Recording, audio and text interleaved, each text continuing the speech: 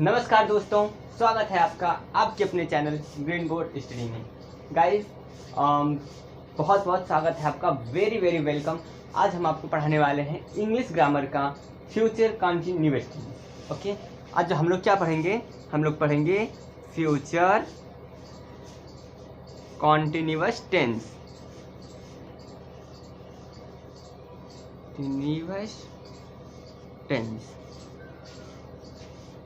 Future continuous tense. तो दोस्तों, हम सबसे पहले आपको बताएंगे identification of past continuous tense कि पास्ट कंटिन्यूअस टेंस का आइडेंटिफिकेशन क्या है या इसका दूसरा नाम क्या है।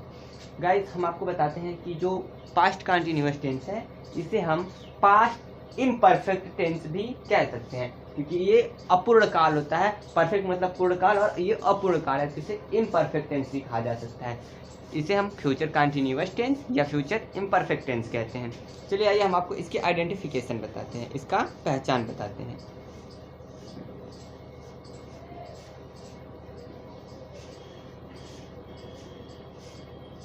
आइडेंटिफिकेशन गाइस, जिन हिंदी वाक्यों के अंत में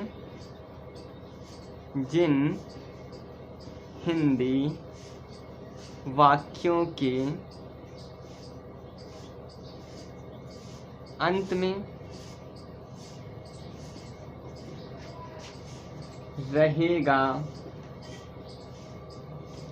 रहेगी,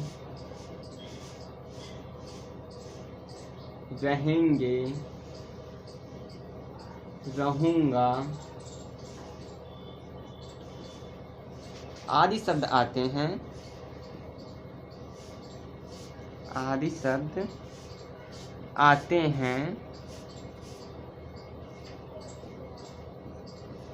वे वाक्य फ्यूचर कंटिन्यूअस टेंस के कहलाते हैं। फ्यूचर कंटिन्यूअस टेंस के कहलाते हैं।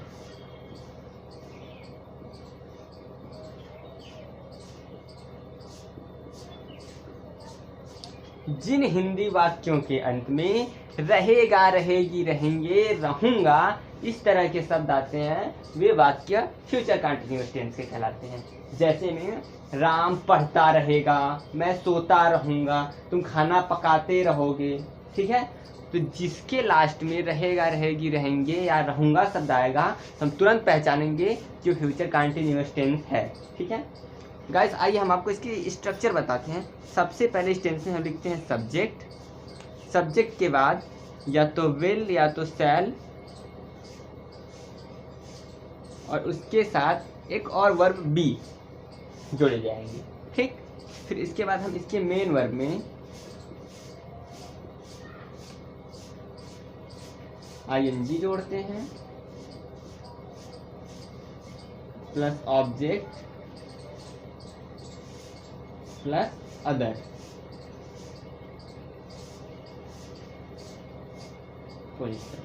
सबसे पहले हमें सब्जेक्ट लिखना होता है, फिर इसके बाद विल या शैल में से कोई एक, और इसके साथ एक और सहायक क्रिया यानी कि बी लगाई जाएगी। और बी लगाने के बाद मेन वर्ब में आईएनजी जोड़ेंगे, ऑब्जेक्ट और अदर वर्ड। मतलब फ्यूचर कंटिन्यूअस टेंस की सहायक क्रिया या तो विल भी या शैल भी होती है, और हमेशा मुख्य क्रिया में आईएनजी जोड़ते हैं। ठीक है, देखिए आई और वी के साथ, आई और वी के साथ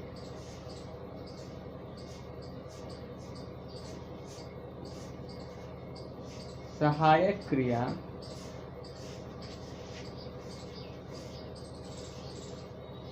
शैल बी तथा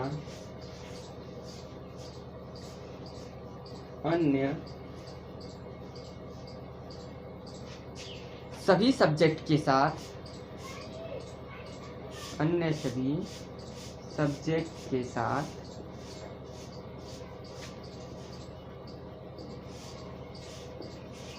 विल भी लगाते हैं।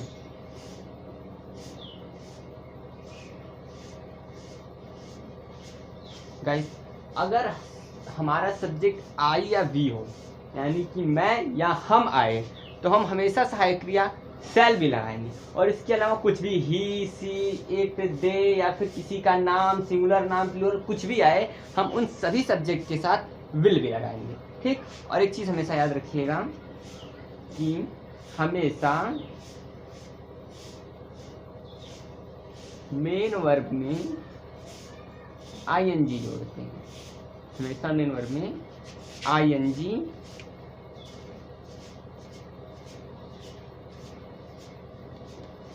जोड़ते हैं, या हमेशा मेन वर्ब में आईएनजी लगाते हैं। ठीक है।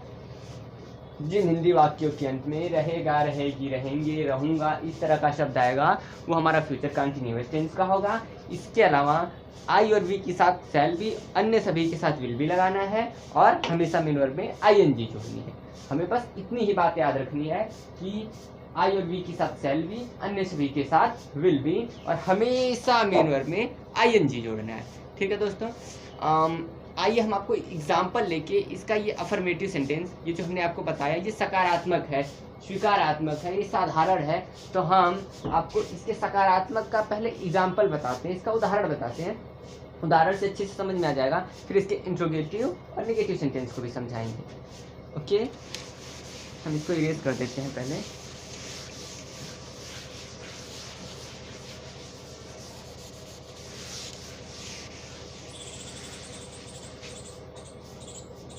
मान लीजिए लिखा गया है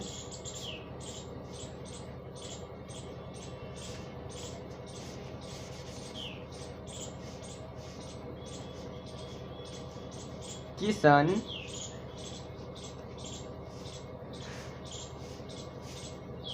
बाजार जाता रहेगा।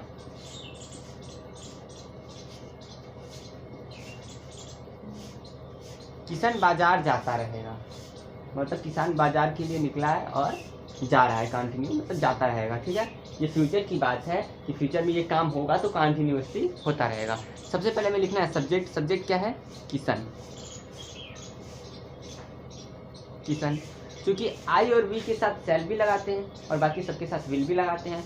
ये आई और वी तो है नहीं, इसके लिए हम लगाएंगे शैल भी। शैल भी, फिर किशन शैल भी पीछे से बनाते आएंगे दोस्तों। इसकी मुख्य क्रिया है जाना, यानी कि गो, और गो में क्या जोड़ना है? ING. Kishan shall be going to market,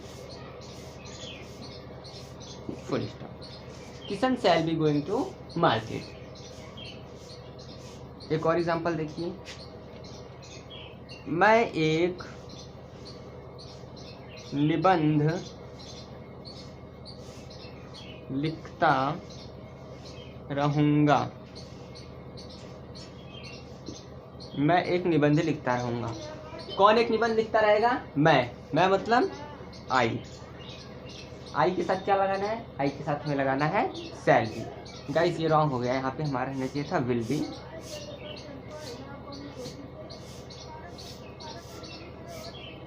will be. Kishan will be going to market. I और वी के साथ शैल लगाते हैं ना, तो ये तो अन्य था, अन्य के साथ हमें विल भी लगाना है और आई और वी के साथ शैल भी। तो आई शैल बी क्या करूँगा? लिखता रहूँगा। लिखने का होता है राइट, और राइट में आईएनजी। जब राइट में आईएनजी जोड़ते हैं तो ये टी हमारा डबल हो जाता है। I shall be writing an essay, full stop. मैं एक निबंध लिखता रहूँगा। I shall be writing an essay. ठीक है, आइए एक और एग्जांपल लेते हैं। हम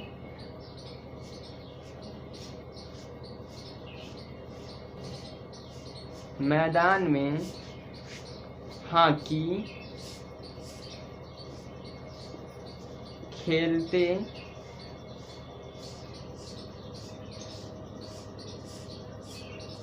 रहेंगे। हम मैदान में हॉकी खेलते रहेंगे। कौन हॉकी खेलते रहेगा? हम मतलब वी। रहेगा, रहेगी, रहेंगे, इन सबसे हम पहचान ले रहे हैं कि ये पास्ट कंटिन्यूअस टेंस है। तो पास्ट कंटिन्यूअस टेंस है तो पास्ट कंटिन्यूअस टेंस के साथ उसकी सहायक क्रिया विल बी, शैल बी और हमेशा मेन वर्ब में आईएनजी। ठीक, हम उसी प्रकार से इसका ट्रांसलेशन करते हुए जा रहे हैं गाइस। तो देखिए, हम मैदान में हॉकी खेलते रहेंगे तो वी के साथ हमें लगाना है सहायक क्रिया shall be. We shall be क्या करते रहेंगे, खेलते रहेंगे। प्ले में आईएनजी, प्लेइंग।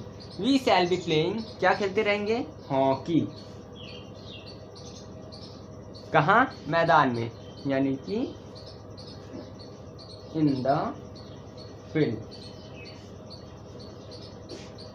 बस दो बात याद रखनी है, विल भी कहाँ लगाना है, शैल भी कहाँ लगाना है और हमेशा मेन वर्ब में आईएनजी। इस प्रकार से फ्यूचर कंटिन्यूअस टेंस का अफर्मेटिव सेंटेंस का पोर्शन खत्म होता है। आइए हम आपको बताते हैं इसका नेगेटिव फॉर्म, नेगेटिव सेंटेंस, नकारात्मक वाक्य। ओके,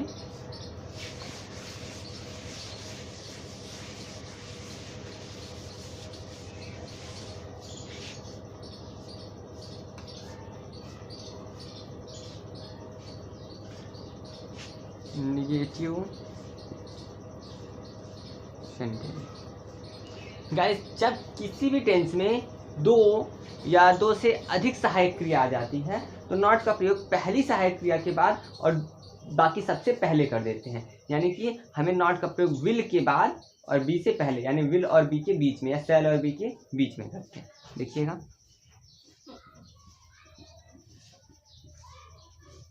नॉट का प्रयोग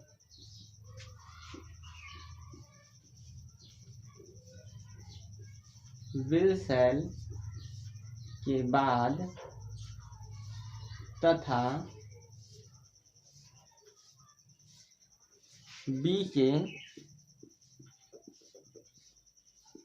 पहले करते हैं। नॉट का प्रयोग विल शैल के बाद और बी से पहले करते हैं। आइए हम आपको यहीं पे एग्जांपल समझाते हैं। जैसे मान लीजिए, सोनू पुस्तक नहीं पढ़ता रहेगा। सोनू क्या नहीं करता रहेगा, सोनू पुस्तक नहीं पढ़ता रहेगा। रहेगा, रहेगी, रहेंगे आया, यानी कि फ्यूचर कंटिन्यूअस टेंस का है। ठीक है दोस्तों, तो हमें सबसे पहले लिखना होता है सब्जेक्ट। हमारा सब्जेक्ट है सोनू। सोनू क्या नहीं करता है, सोनू पुस्तक नहीं पढ़ता है या नहीं पढ़ता रहेगा। तो हम इसके साथ सहायक क्रिया क्या लगाई है, क्योंकि आई और वी के साथ शैल भी और सबके साथ विल भी लगाना है, तो हमने यहाँ पे लगाया विल भी। लेकिन ये क्या है, नेगेटिव, तो नॉट का प्रयोग विल के बाद और बी से पहले करते हैं, यानी कि हमें यहाँ पे लिखना होगा नॉट, नॉट अब बी। यही चीज हम आपको समझा रहे थे कि नॉट का प्रयोग विल सेल के बाद, यानी कि विल सेल के बाद और बी के पहले, यानी कि बी के पहले करते हैं, यानी कि विल सेल के ठीक बीच में यहाँ पे रहता है not. Sonu will not be reading, ING लगाना कंपलसरी है, बुक। ठीक, एक और एग्जांपल देखिएगा, मैं नहीं दौड़ता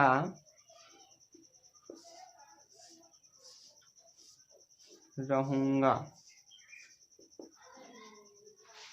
मैं नहीं दौड़ता रहूंगा, कौन नहीं दौड़ता रहेगा, मैं मतलब आई के साथ हमें लगाना है शैल नॉट, शैल नॉट और अब be. I shall not be क्या नहीं करता रहूंगा, दौड़ना। दौड़ना का होता है रन और रन में ING. I shall not be running, ठीक है, और यहाँ पे फुल स्टॉप। तो इतना सा ही रूल था नेगेटिव में कि जब दो सहायक क्रिया आ जाए, यानी कि विल बी या शैल बी, तो नॉट का प्रयोग ठीक बीचों बीच करते हैं, विल के बाद बी से पहले या शैल के बाद और बी से पहले।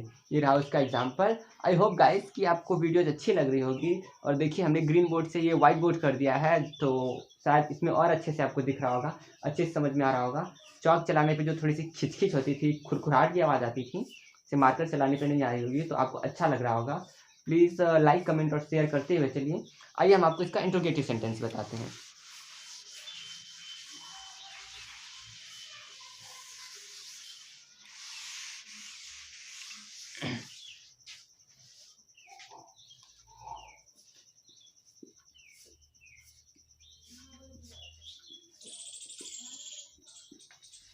इंट्रोगेटिव सेंटेंस में दो रूल होते हैं। पहला रूल होता है यस नो टाइप क्वेश्चन और दूसरा होता है WH टाइप क्वेश्चन, जिसको हम आपको रूल फर्स्ट और रूल सेकेंड करके बताते हैं।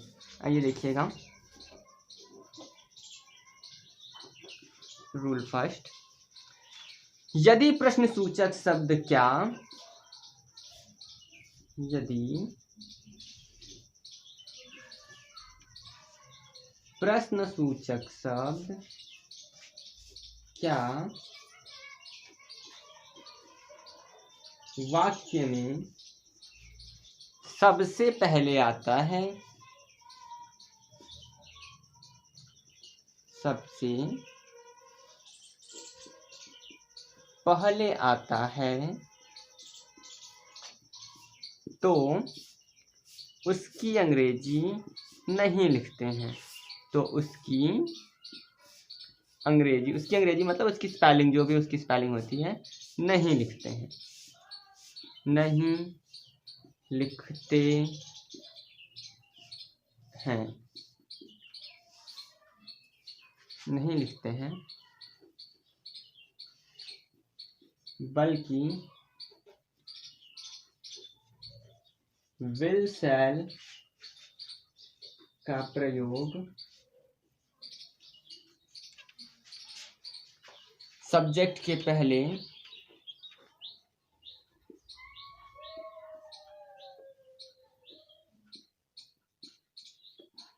तथा बी का प्रयोग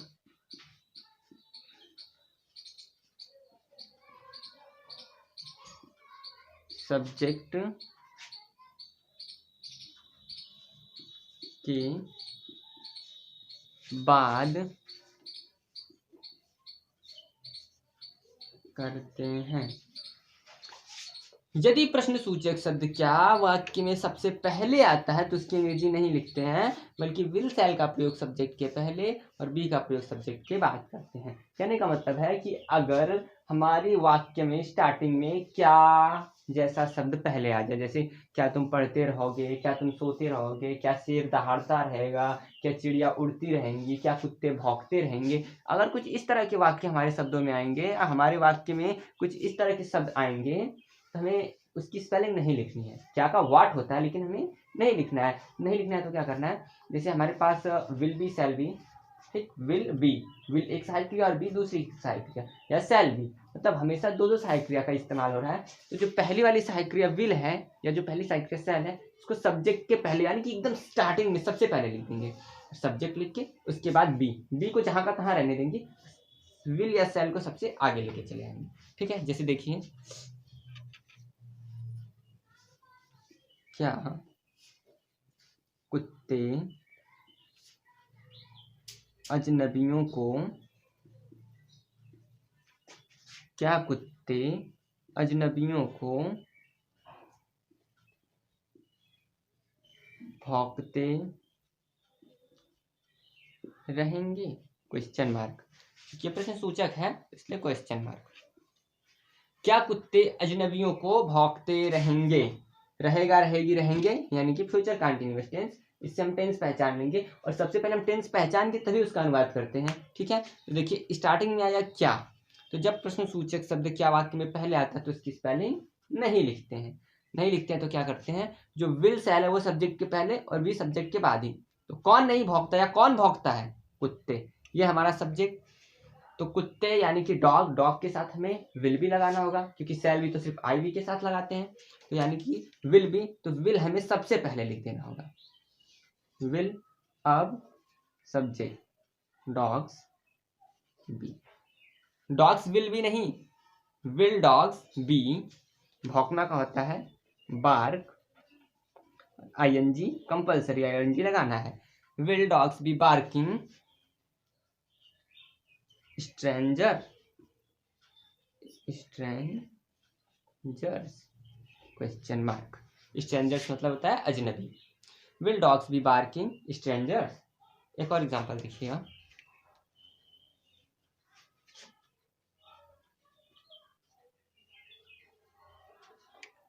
मैंने हम लगाते हैं। क्या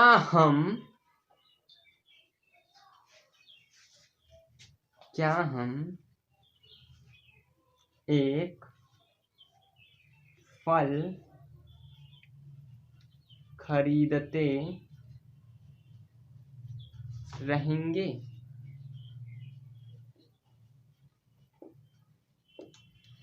क्या हम एक फल खरीदते रहेंगे? कौन फल खरीदता रहेगा? हम, यानी कि हमारा सब्जेक्ट है वी, यानी कि हमें शैल बी का इस्तेमाल करना है। और क्या सबसे पहले आया, हमें क्या की स्पेलिंग लिखनी नहीं होती है, बल्कि विल शैल में से जिस भी सहायक क्रिया का इस्तेमाल होने वाला है उस सब्जेक्ट के पहले, यानी कि शैल वी के पहले, और जो बी है ये सब्जेक्ट के बाद, यानी कि शैल वी बी क्या करते रहेंगे? खरीदते रहेंगे, मतलब बाई, और बाई में ING. Shall we be buying a fruit, FRUITE question mark. Shall we be buying a fruit? Okay guys, ये था हमारा इंट्रोगेटिव का रूल फर्स्ट। यदि प्रश्न सूचक शब्द क्या पहले आता है, इसकी स्पेलिंग व्हाट होती है लेकिन नहीं लिखना है, बल्कि जो विल शैल है उसका इस्तेमाल हमें सब्जेक्ट के पहले कर देना है, और जो बी है वो सब्जेक्ट के बाद ही रहेगा। आइए गाइस इसको इरेज करते हैं और आपको रूल 2 बताते हैं। ओके,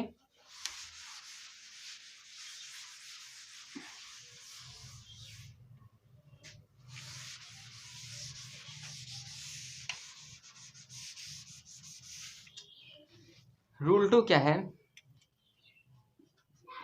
यदि प्रश्न सूचक शब्द वाक्य के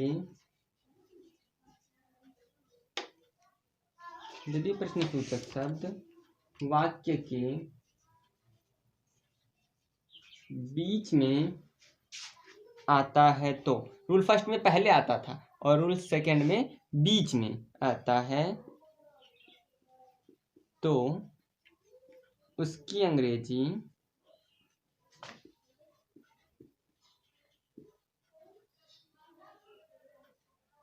सबसे पहले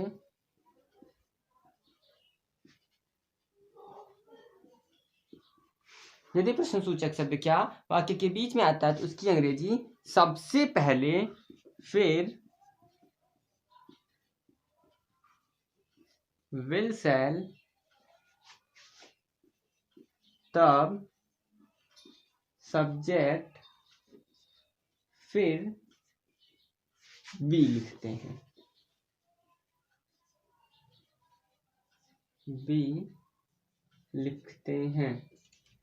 कोई बहुत कठिन रूल नहीं है गाइस, अगर एक बार आप ढंग से मन से देख लेंगे तो आपको याद हो जाएगा, कुछ खास नहीं है। अगर बीच में आएगा तो सबसे पहले क्वेश्चन वर्ड की स्पेलिंग, फिर विल शैल, सब्जेक्ट और बी, मतलब जो रूल फर्स्ट में था सबका सब सेम ही है, बस इस बार सबसे पहले क्वेश्चन वर्ड रहेगा और बाकी सब same to same rule first की तरह ही रहेगा। क्या रहेगा? सबसे पहले question word, will shall, subject, फिर बी, फिर इसके बाद मेन वर्ब में आईएनजी, ऑब्जेक्ट, फिर अदर वर्ड। ठीक है, आइए एग्जाम्पल के थ्रू आपको समझाते हैं।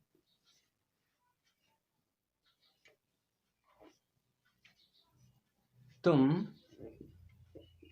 कल कहाँ जाते रहोगे? Question mark. तुम कल कहाँ जाते रहोगे? ठीक, हम किसी से पूछ रहे हैं कि तुम कल कहाँ जाते रहोगे। देखिए गाइस, रहेगा, रहेगी, रहेंगे या रहोगे फ्यूचर कंटिन्यूअस टेंस, टेंस पहचान लिया। क्वेश्चन वर्ड कहाँ बीच में आया है, तो जब प्रश्न सूचक शब्द वाक्य के बीच में आएगा तो इसकी स्पेलिंग सबसे पहले वेयर। अब इसके बाद सब्जेक्ट क्या है? यू, तुम, यानी कि इसके साथ हमें विल भी लगाना है, तो विल, अब सब्जेक्ट, फिर बी। ये हमने आपको रूल में बताया कि यदि प्रश्न सूचक शब्द वाक्य के बीच में आता है तो उसकी अंग्रेजी सबसे पहले लिखते हैं, फिर विल शैल, सब्जेक्ट और तब बी लिखते हैं। अब जाना का होता है गो, गो में आईएनजी, बचा क्या? कल, यानी कि टुमारो और क्वेश्चन मार्क।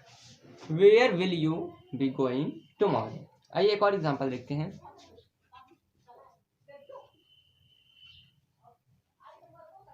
मैं